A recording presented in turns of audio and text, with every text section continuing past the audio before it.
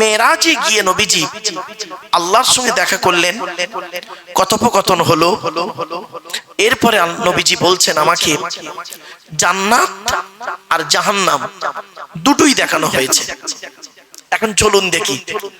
যখন এই আয়াত অবতীর্ণ হলো যে বাম্মার পিছনে টাকা পয়সা ব্যয় করতে হবে, তখন করেছে কি, একজন ব্যক্তি বলল, ইয়া রাসূলুল্লাহ, আমি যুদ্ধের ময়দানে গিয়েছিলাম, এসে দেখছি আমার মা মারা গেছে, এখন আমি কি করতে পারি বলুন? আমার মা মারা গেছে, আমি এখন কি করতে পারি? নবীজি বললেন, শোনো, তুমি তোমার মায়ের জন্য দুটো কাজ করবে। এক নাম্বার করবে কি, তুমি তোমার মায়ের জন্য দান খয়রাত করবে, দান খয়রাত করবে। আর দু নাম্বার করবে কি, তুমি তোমার মায়ের জন্য রুহে মাগফিরাতের দোয়া চাইবে, তোমার মা কবরে শুয়ে শুয়ে সওয়াব পাবে। আরেকজন ব্যক্তি বললেন, ইয়া রাসূলুল্লাহ, আমার বাপও নেই মাও নেই, তাহলে আমি এখন কি করতে পারি বলুন?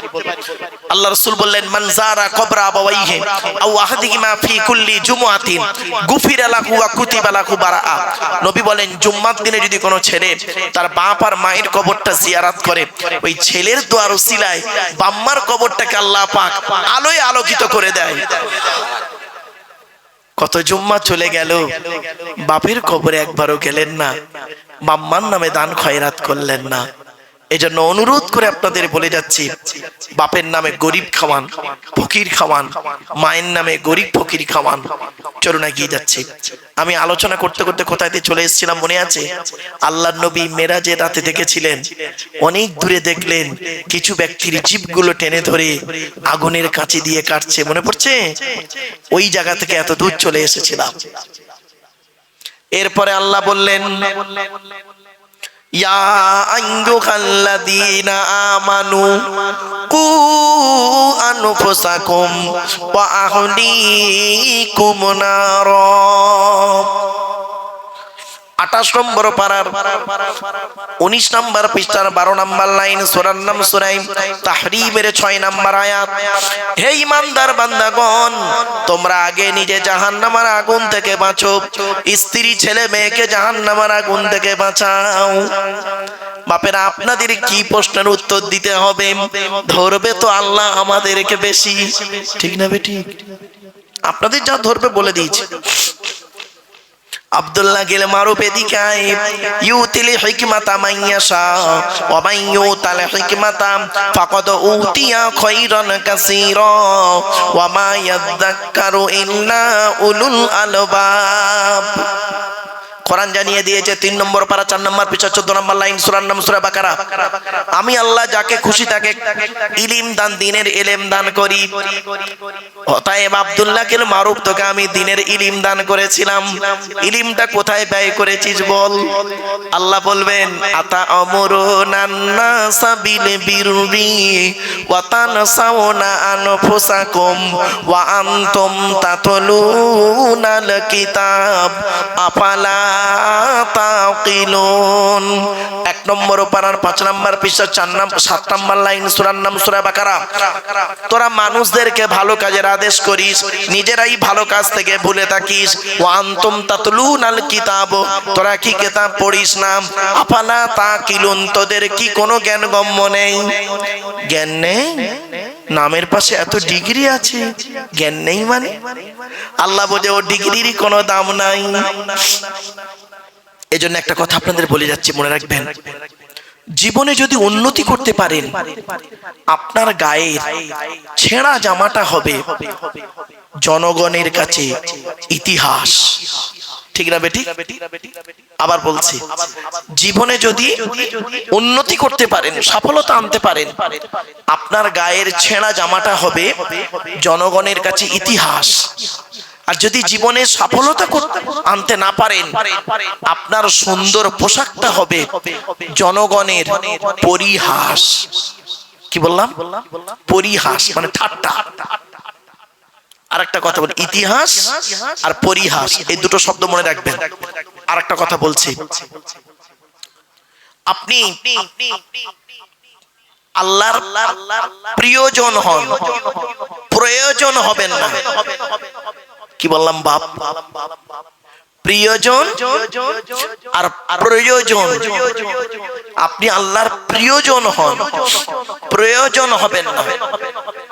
তার মানে একটু খুলে বলি আপনাদেরকে, আপনি বিপদে পড়েছেন, আল্লাহকে ডেকেছেন, রব্বানা যালামনা আনফুসানা বলে খুব কেঁদেছেন, বিপদে পড়েছেন, আল্লাহকে ডেকেছেন, বিপদ উদ্ধার হয়ে গেছে, আল্লাহকে ভুলে গেছেন। বিপদ থেকে উদ্ধার হয়ে গেছেন, আল্লাহকে ভুলে গেছেন, এটা করতে যাবেন না। এটা প্রয়োজন, স্বার্থপল্ল। আল্লাহর প্রিয়জন হন, সর্বদাই আপনি আল্লাহকে ভালোবাসুন। তো আল্লাহর যারা প্রিয়জন হয়েছেন তারাই আল্লাহর মাকবুল মোমেন, খাঁটি মোমেন, আল্লাহর ওলি হয়েছে। আর প্রয়োজন যারা হয়েছে তারাই সর্বনাশ হয়ে গেছে। আমরা হলাম আল্লাহর প্রয়োজন। কিরকম? আমাদের প্রয়োজনে আল্লাহকে ডাকি, ঠিক না বেটি? বিপদে পড়ে গেছি, ব্যবসায় লস হয়ে গেছে, বইয়ের শরীর খারাপ, বাচ্চার শরীর খারাপ, নিজের শরীর খারাপ, আল্লাহকে ডাকছি, আল্লাহ এই করো তাই করো। আল্লাহ যেই উদ্ধার করে দিল না, ভুলে গেল। কোরআনে আল্লাহ পাক বলছেন, ফাইজা রাকিবু ফিল ফুলকি দাআউল্লাহ মুখলিসিনা লাহুদ্দিন ফালাম্মা নাজ্জাকুম মিনাল বাররি ইযা হুম ইশরিকুন। আল্লাহ বলছেন, বান্দা যখন নৌকায় করে নদী পার হতে যায়, নদীর মাঝখানে যখন নৌকাটা একবার টলমল করে, ওরা তখন মরণের ভয়ে আল্লাহ আল্লাহ বলে চিৎকার করে। আল্লাহ বলে, আমার নাম রহমান, আমার নাম রহিম। ওদের কান্না সহ্য করতে পারি না।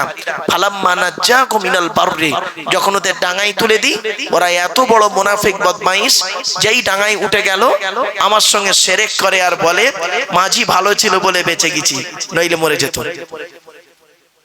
আমরা হলাম প্রয়োজন। আল্লাহর প্রিয়জন যারা, তারা আল্লাহকে সর্বদাই ডেকেছে, ঠিক না বেঠিক? একটা উদাহরণ দেবো, দেবো কি বলুন? এই দেখো, আপনারা আজমির শরীফে গেছেন কেউ? বাবা বলুন না, নাম শুনেছেন? ওখানে একজন আল্লাহর ওলি আছে, খাজা মঈনুদ্দিন চিশতি আজমিরি রহমাতুল্লাহ আলাইহি। শোনেন, খাজা মঈনুদ্দিন চিশতি আজমিরি রহমাতুল্লাহ আলাইহি একদিন ফজরের নামাজের পরে তারাগড় পাহাড়ের নিচে একটা গাছের তলায় বসে বসে সূরা ইয়াসিন তেলাওয়াত করছিলেন। পড়া কমপ্লিট। উপরের দিকে চেয়ে দেখছেন কিছু যুবক ছেলের বড় একটা পাথর ধরে দাঁড়িয়ে আছে, পাথরটা ফেলে দেবে আর খাজা মঈনুদ্দিন চিশতি আজমিরি রহমাতুল্লাহ আলাইহি মারা যাবেন, ছেলেদের ধারণা। তো খাজা মঈনুদ্দিন চিশতি আজমিরি রহমাতুল্লাহ আলাইহি কত বড় আল্লাহর ওলি, ঈমান কারে বলে দেখুন, 100% ঈমান কাকে বলে, আল্লাহর প্রতি বিশ্বাস কাকে বলে দেখুন। পাথরের দিকে চেয়ে দুটো বাক্য বলেছিলেন, হে পাথর, তোর দ্বারাই যদি আল্লাহ আমার কপালে মৃত্যু লিখে রাখে, তাহলে আমি এটাই বিশ্বাস করব আমার তকদিরে পাথরেই মৃত্যু লেখা ছিল, কোনো দুঃখ হবে না। কিন্তু পাথর, তোর দ্বারাই যদি আল্লাহ আমার কপালে মৃত্যু লিখে না রাখে, পাথর তুই আজকে আল্লাহর হুকুমে ওই জায়গায় দাঁড়িয়ে যা। আজও পর্যন্ত পাথর আল্লাহর হুকুমে ওই জায়গায় দাঁড়িয়ে আছে। এরই নাম 100% ঈমান, এরই নাম 100% ঈমান। আর আমাদের ঈমানটা কি দেখবেন, রাগ করবেন না, আমাদের ঈমানটা দেখুন। আজ থেকে 5 বছর আগে, আজ থেকে 5 বছর আগে একটা রোগ হয়েছিল, জানা আছে? করোনা। তা করোনার সময় মসজিদে লোক খালি ছুটছে, লোক মরে যাচ্ছে, করোনায় লোক মরে যাচ্ছে। আল্লাহ ফেরেশতাদেরকে জুম্মার দিনে ফেরেশতারা এসেছে মসজিদে। ধরুন মালিগ্রাম মসজিদ ধরে নিচ্ছি, মালিগ্রাম মসজিদে জুম্মার দিনে ফেরেশতারা এসছে। জুম্মার নামাজ হয়ে গেছে করোনার পিরিয়ডে, প্রচুর লোক, মসজিদ ভর্তি লোক। ফেরেশতারা চলে যাওয়ার পরে আল্লাহ জিজ্ঞাসা করছে, তোমরা কোথায় গিয়েছিলে? তো ফেরেশতারা বলছে, আল্লাহ মালিগ্রাম জুম্মা মসজিদে গিয়েছিলাম। কি দেখলে? আল্লাহ আপনার বান্দারা মসজিদে ঢুকে এত কান্না কাঁদছে, সে কান্নার সীমা নেই। কারণ আল্লাহ ওই চীনে একটা রোগ দিয়েছেন, করোনা রোগে শুরু হয়েছে, ওদের মরা দেখে ভয়েতে এরা কাঁদছে। এদের এখনো হয়নি, ভয়েতে এরা কাঁদছে। তা আল্লাহ বলছে কান্নাটা স্টার্ট করেছে কে? বলছে আল্লাহ ইমাম সাহেব। তা আল্লাহ বলছে ওর বাড়ি তো এই গ্রামে নয়, ওর বাড়ি তো অনেকটা দূরে, তো ও কাঁদছে কেন? বলছে আল্লাহ ওর চাকরি থাকবে না, ওই জন্য ওই স্টার্টটা প্রথম করেছে। তা কি বলেছে ওরা? তা বলছে আল্লাহ যদি করোনা রোগ থেকে ওরা যদি রেহাই পায়, আপনার ইবাদত বন্দেগী এত করবে, ভাষায় বলতে পারবো না, আপনার ভাষায় বলতে পারবো না। আপনার এরকম ওয়াদা করেছে মসজিদে বসে বসে। আল্লাহ বলল চিটিং ভাই, চিটিং ভাই, সব একটাও ডাকবে না। ফেরেশতারা বলছে আল্লাহ আদমের সন্তান এইরকম হয়? বলে দাঁড়া দাঁড়া না। বছর 2 পরে করোনা চলে গেল, আর মসজিদে তারে বাড়ি যায়নি কেন? ঠিক না বেঠিক? সেই কটা বুড়ো বুড়োই রয়ে গেল। আল্লাহ কোরআনে বলছেন ফাইদা মাসাল ইনসানা দুররুন দাআনা লিযামবিহি আও কাইদান আও কাইমা ফালাম্মা কাশাফনা আনহু দুররাহু মাররা কাল্লাম ইয়াদউনা ইলা দুররিম মাসসা। 11 নম্বর পারার একেবারে 11 নম্বর পারায় আল্লাহ রাব্বুল আলামিন জানিয়ে দিলেন 7 নম্বর পৃষ্ঠার 10 নম্বর লাইন, সূরার নাম সূরা ইউনূসের 12 নম্বর আয়াত। এ মানব জাতির যখন আমি আল্লাহ কোনো বিপদ আপদ মুসিবত দিই, ওরা দাঁড়িয়ে বসে শুয়ে কাকুতি মিনতি করে আমার কাছে কান্নাকাটা করে, আর যেই ওদের বিপদ থেকে উদ্ধার করে দিই এমন ভাবে বাজারে চলাফেরা করে যেন ওর কোনো বিপদই হয়নি। ঠিক না বেটি? আর সেই সময় একটা খুব ঝামেলা চলছিল, খেয়াল করে দেখুন তো। একে তো করোনা, আর তারপরে এলো কি, ভারতের কোন এক ব্যক্তি বলেছিলেন Aadhaar card, voter card, ration card, PAN card, জমির দলিল, passport, driving licence, panchayat certificate, এসবের কোনো গ্যারান্টি নেই, এর দ্বারাই নাগরিকত্ব পাবে না। ঠিক না বেটি? এই জন্য এরা করেছিল কি, হিন্দু মুসলিম সবাই খালি বিএলআর অফিসে দৌড়চ্ছে। ঠিক না বেটি?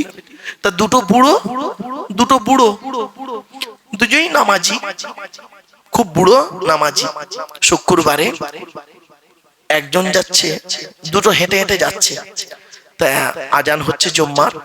তা এক বুড়ো অপর বুড়োকে বলছে কোথায় যাচ্ছিস রে? বলছে জুম্মার নামাজ হচ্ছে, নামাজটা পড়ে যাই। কোথায়? বিএলআর অফিসে যাবো। তখন আর একটা বুড়ো ওকে বলছে তা তুইও চ, দুজনে মিলে জুম্মার নামাজ পড়ে যাব। এই বুড়োটা ওই বুড়োর বলছে তুই তোর নামাজ পড়, আমি চললুম, লাইন দিতে হবে। ঠিক না বেটি? বলুন। আল্লাহ ফেরেশতাদের বলছে এই জমিনটা আমার, এই পৃথিবী কার? বলুন, এই কথা বলুন। আমার দেওয়া জমিনে আদমের সন্তানেরা থাকে, আমার দেওয়া আকাশের পানি, আমার দেওয়া সূর্যের আলো, আমার দেওয়া চাঁদের প্রতিফলিত রশ্মি, আমার দেওয়া জমিনের তলা থেকে ওরা পানি তুলে পান করে, আমি ওদের বাঁচিয়ে রেখেছি, আর আমারই অক্সিজেন ওরা নেয়, কার্বন ডাই অক্সাইড ছেড়ে দেয়। আমার কাগজ ওরা ঠিক করেনি, ও পৃথিবীতে কয়েকদিন বাঁচবে তাই এসআইআর এর কাগজ নিয়ে খালি দৌড়চ্ছে। ঠিক না? পৃথিবীতে কদিন বাঁচবে তাই ও পাগলের মতো দৌড়চ্ছে। ওরে বোকা, এ কাগজ কদিনের? চোখ দুটো বন্ধ হয়ে গেলে কবরে যে থাকবি সেই কাগজটা জোগাড় কর, সেই কাগজটা জোগাড় কর। ও দুনিয়াতে কয়েকদিন বাঁচবে তার জন্য পাগল হয়ে আছে, ফর্ম ফিল আপ করতে পাগল। পুরো দু একটা ভুল হয়েছে বলছে হিয়ারিং এ ডেকেছে, ও সুগার বেড়ে গেছে, টেনশনে হয়েছে। আল্লাহ বলে বান্দা শোন, এই পৃথিবীর জমিনে থাকতে গেলে 8টা 10টা 15টা কাগজ তোদের লাগবে না।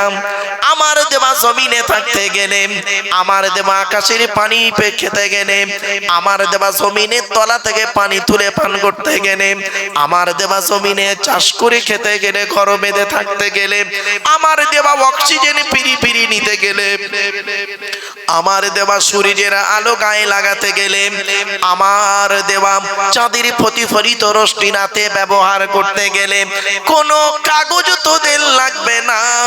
আমি আল্লাহ তোদের বলে দিলাম, এই পৃথিবীতে তোরা 2টো কাগজ ঠিক রাখ। কটা কটা কটা? 2টো কাগজ যদি তোদের ঠিক থাকে তাহলে তোরা জানবি আর তোদের কোনো টেনশন থাকবে না। কটা কাগজ? 2টো কাগজ। 2টো কাগজ কি বলবো? বলবো কি বলুন? আল্লাহ বলছেন, কোরআনে আছে, ওয়ামাইয়ুমিন বিল্লাহি ওয়া ইয়ামালু সলিহা। 28 নম্বর পারা 16 নম্বর পৃষ্ঠা 2 নম্বর লাইন, সূরার নাম 1 নম্বর লাইন, সূরার নাম সূরা তাগাবুনের মধ্যে আল্লাহ জানিয়ে দিলেন 9 নম্বর আয়াত। 1 নম্বর হলো 100% তুই পৃথিবীতে আমাকেই বিশ্বাস করবি।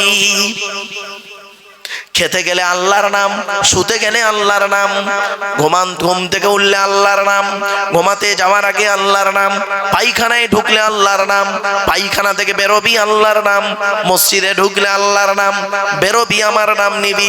শুধু তাই নয়, ঘুমাতে যাওয়ার আগে আমার নাম নিবি, যুদ্ধের ময়দানে গেলে আমার নাম নিবি, আমার উপরে ভরসা রাখবি।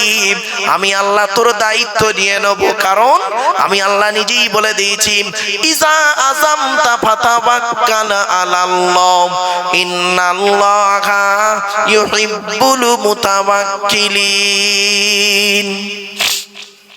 4 নম্বর পারা 10 নম্বর পৃষ্ঠা 4 নম্বর লাইন, সূরার নাম সূরা আল ইমরান। বান্দা তুই যখন কোনো কাজ করতে যাবি, পৃথিবীর জমিনে কোনো কাজ করতে যাবি, কোনো ব্যক্তির উপরে ভরসা করে কাজে নামবি না। ফাতাওয়াক্কাল আলাল্লাহ, একমাত্র আল্লাহর উপরে ভরসা করে কাজে নামবি। যারা আল্লাহর উপরে ভরসা করে কোনো কাজে নামে, আমি আল্লাহ তাদের অত্যন্ত ভালোবাসি। সুতরাং ভরসাটা আমার উপরে কর। একটা উদাহরণ দেবো ভরসা, একটা উদাহরণ দেবো, কি বলুন না ভাই? দেখুন, একটাই রাস্তা। কটা রাস্তা? একটা রাস্তা, 2টো দল গেল। একটা রাস্তা দিয়ে 2টো দল গেল। প্রথম দলটা পার হয়ে গেল আর দ্বিতীয় দলটা ডুবে মরে গেল। রাস্তাটার নাম ছিল নদীর মাঝখান। দল দুটোর নাম হলো মুসা নবীর দল, ফেরাউনের দল। মুসা নবীর ভরসাটা রাস্তার উপরে ছিল না, মুসা নবীর ভরসা ছিল আল্লাহর উপরে, তাই পার হয়ে গেল। আর ফেরাউনের ভরসাটা আল্লাহর উপরে ছিল না, রাস্তার উপরে ছিল, সৈন্যদের উপরে ছিল, বেটা ডুবে মরে গেল। আর কি দিয়ে বোঝাবো? বাড়ি থেকে ভাববেন। আল্লাহ বললেন, ওমাইয়ুমিন বিল্লাহ, 100% আমি আল্লাহ আমাকে বিশ্বাস করবি। এই পৃথিবীতে আপন বলে তোর কেউ নাই। মনে রাখিস, একমাত্র এই পৃথিবীতে 2 জন হলো তোর আপন। 1 নাম্বার হলো তোর সৃষ্টিকর্তা আমি আল্লাহ হলাম আপন, আর 2 নাম্বার হলো আখিরি নবী নিঃস্বার্থভাবে তোর জন্য কাঁদে, মদিনার রওজা মোবারকে শুয়ে শুয়ে আজও পর্যন্ত তোর জন্য কাঁদছে। ওই নবী হলো তোর আপন। কি ভাবছেন? তাহলে 1 নাম্বার হলো কি? ওমাইয়ুমিন বিল্লাহি, 1 নাম্বার আল্লাহর উপরে 100% বিশ্বাস রাখুন। 2 নাম্বার আল্লাহ বললেন ওয়া ইয়ামালু সলিহা, পৃথিবীতে যতদিন বাঁচবি ভালো ভালো কাজগুলো করবি, লোকের গোঁজা মেরে মেরে বেড়াবি না, লোকের গোঁজা মেরে মেরে বেড়াবি না। পৃথিবীতে মানুষের উপকার করতে না পারলে ক্ষতি করতে যাস না। পৃথিবীতে যতদিন বাঁচবি আল্লাহকে 100% বিশ্বাস করবি বান্দা, আর পৃথিবীতে ভালো ভালো কাজগুলো করে যাবি। করলে কি হবে?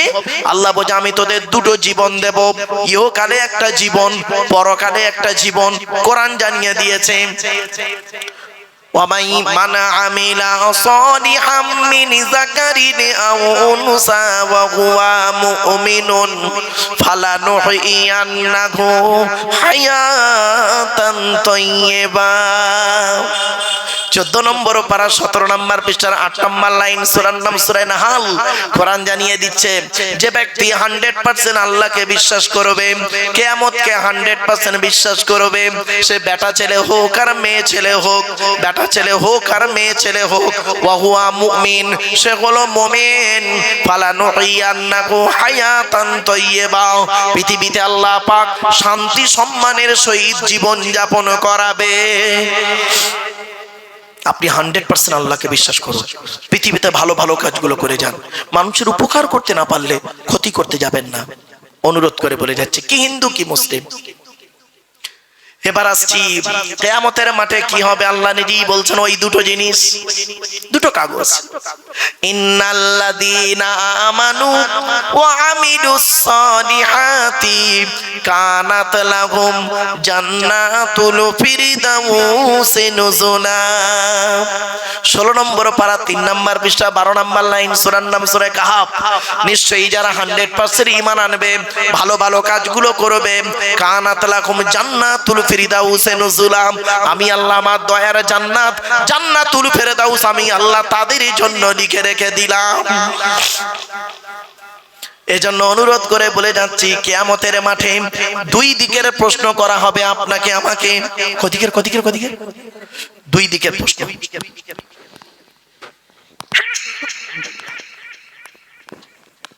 দুই দিকের প্রশ্ন হবে। এক নাম্বার প্রশ্ন হবে আল্লাহর তরফ থেকে প্রশ্ন, 2 নাম্বার প্রশ্ন হবে বান্দার তরফ থেকে প্রশ্ন।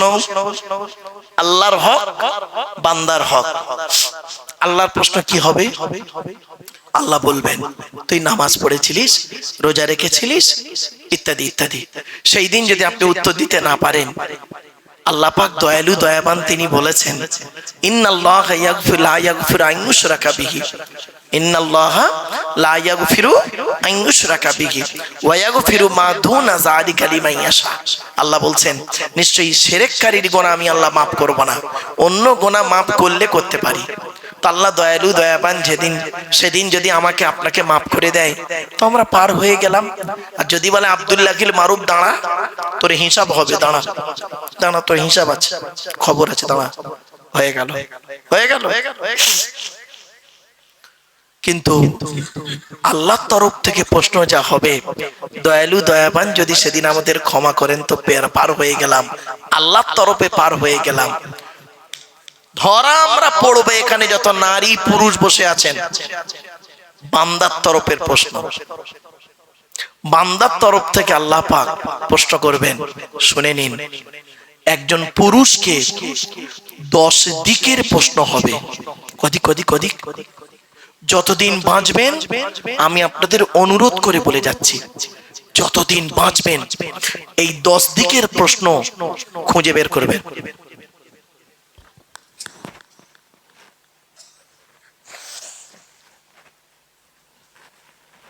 যদি এই 10 দিকের প্রশ্ন উত্তর যদি আপনি পেয়ে যান, কাল সকালবেলা বলবেন ইনশাআল্লাহ আমি জান্নাতি। আর যদি উত্তর না পান, মরণ পর্যন্ত এই 10 দিকের প্রশ্নের উত্তর খুঁজে বের করবেন। 10টা দিক কি শুনে নিন। মা বোনেরা ভালো করে শুনুন এবার। 1 নাম্বার প্রশ্ন হবে, স্বামী হিসাবে পৃথিবীতে কতটা দায়িত্ব পালন করেছো? কি হিসাবে? বলুন। স্বামী হিসাবে। এখানে যত স্বামী বসে আছেন, স্বামী প্রশ্ন হবে, স্বামী হিসাবে স্ত্রীর হক কতটা আদায় করেছিলেন? কোথায় আছেন আপনি? কোথায় আছেন আপনি? বিয়ে করলেই মনে করছেন আপনার পাততলায় জান্নাত না? স্বামী বলি আপনি পার হয়ে যাবেন, এত সহজ নয়। আল্লাহর নবী বলেছেন, মা বোনেরা শুনে নিন, আল্লাহর নবী বলেছেন প্রত্যেক স্বামীর দায়িত্ব হলো তার স্ত্রীকে কমসে কম 17টা শিক্ষা দিতে হবে। কটা 17টা শিক্ষা দিতে হবে কমসে কম। কটা শিক্ষা বউকে দিয়েছেন? একটাও তো দেননি। একটু দয়া করে শুনে যান।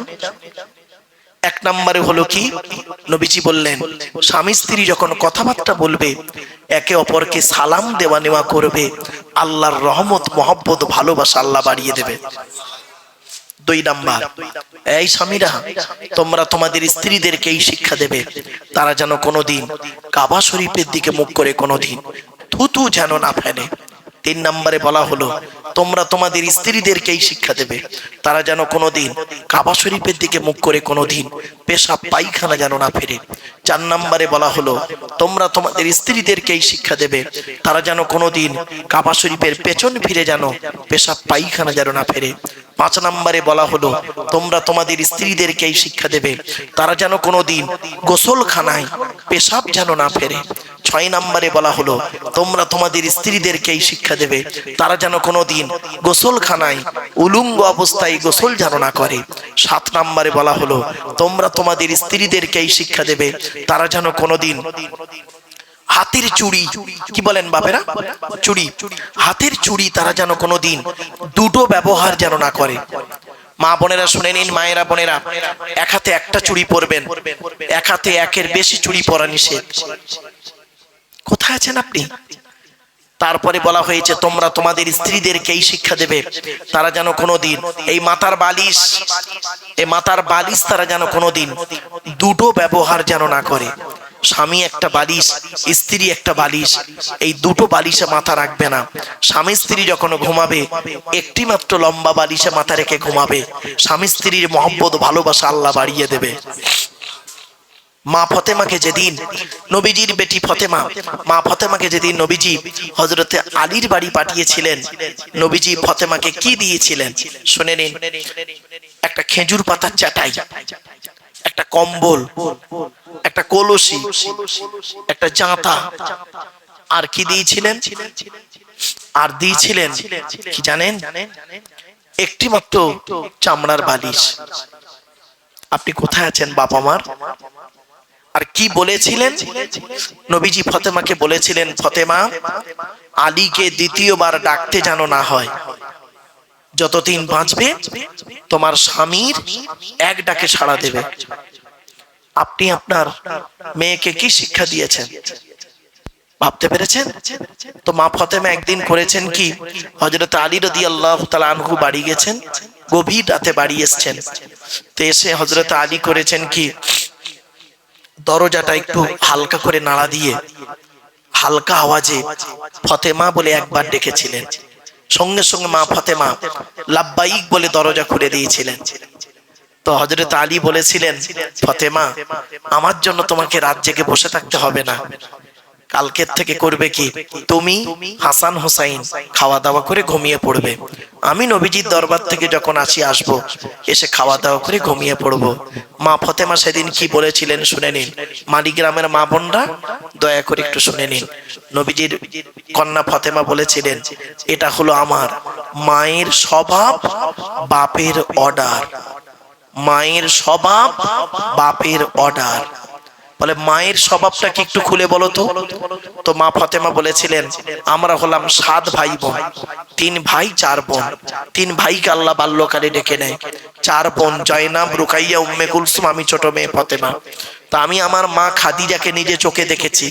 আমার মা করতেন কি, 4 বোনকে খাইয়ে দিয়ে আমাদের শুইয়ে দিয়ে আমি ফতেমা দেখেছি আমার মা খাদিজাকে আমার আব্বাজান যতক্ষণ না বাড়ি আসতেন ততক্ষণ পর্যন্ত ঘুমানো তো দূরের কথা, খেতেন না, দাঁড়িয়ে দাঁড়িয়ে হেলান দিয়ে আল্লাহ আল্লাহর জিকির করতেন।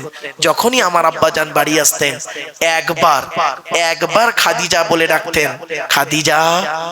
আল্লাহ আমার আব্বাজান করতেন কি, একবার ডাকতেন, আমার আম্মাজানকে আমি নিজে চোখে দেখেছি, লাব্বাইক ইয়া রাসূলুল্লাহ বলে দরজা খুলে দিতেন। এই অভ্যাসটা আমি মায়ের থেকে শিখে নিয়েছি। আপনার মেয়ে করে, জামাইয়ের জন্য করে। আসলে কি বলবো, আপনার বউ তো আপনার জন্য এই কাজটা করে না, তা আপনার মেয়ে করবে কিভাবে? ডাইসটাই তো খারাপ। ডাইস যদি ভালো হয়, ও ডাইস থেকে যেটা বেরোবে ভালোই বেরোবে, আর ডাইসটা যদি খারাপ হয়, ও ডাইস থেকে যেটা বেরোবে খারাপ বেরোবে। এই জন্য পেটে ধরলে মা হওয়া যায় না, জন্ম দিলে বাপ হওয়া যায় না। প্যারেন্টস হতে গেলে অনেক দায়িত্ব আছে গো বাপ, বাস্তবটাই বলছি। বাপেরা যার অপেক্ষায় আপনারা ছিলেন, বাবা আওলাদে মুজাদ্দিদুজ জামান তিনি আসছেন। বাপেরা তাকবীর দান, নারাই তাকবীর, নারাই তাকবীর। বাপেরা তাজিমান একটু দাঁড়িয়ে যান, তাজিমান একটু দাঁড়িয়ে যান। নারাই তাকবীর, নারাই তাকবীর। আওলাদে মুজাদ্দিদুজ জামান।